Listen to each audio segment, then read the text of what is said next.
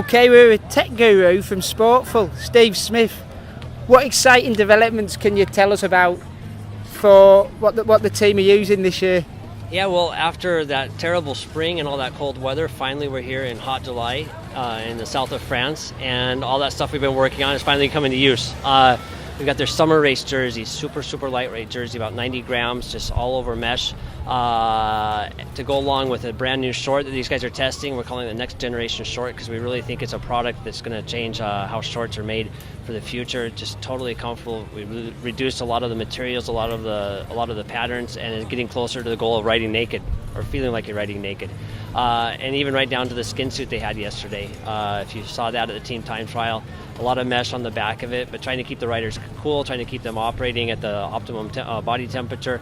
And fortunately, we're able to do that with optimum aerodynamics and even providing a good level of sun protection at that. So let's hope this warm weather lasts. So do you take all the stuff into a wind tunnel and then obviously take the riders in, anything like that?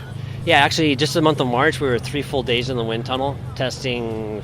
I haven't done the exact count, but literally hundreds of different pieces. So yeah, we're investing a lot there, and we're learning more every day. And it's amazing how big of gains are still to be had out there in the wind tunnel.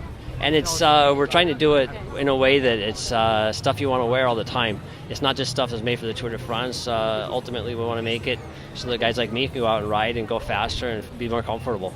So you go back sort of 5-7 years. The technology's just leaped on.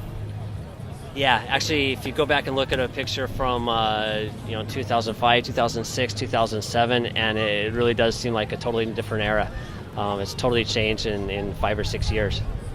Why do you think that is? Is it literally marginal gains, like throughout all the teams? One team sort of ramps it up so everybody else has got to? Yeah, I think for really the aerodynamic revolution started out with wheels and then moved to frames, and 70% of the aerodynamic drag is coming from the rider, not from the bike. So I think there's a lot more opportunity for us on the bike, on the rider and the clothing than there is on the bikes. What riders are really helpful with the development? Who puts in a good bit of feedback? Well, primarily Alberto Contador. The guy is just into so many little details of what he wants. And then a lot of it comes right from the top with Bjarne Riis.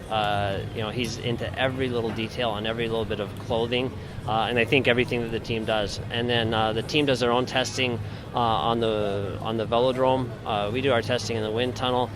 We do the testing on the road. We've got Andrea Perron, who's our race performance director. And there's a lot of work that goes into making sure every little detail is ready. I've heard Riis is really picky. And even to the story where Ulrich, when he was riding with Riis, said whatever Riis uses, he wants to use. That's probably a good way to put it. No, Bjarne is, I don't know if picky is the right word.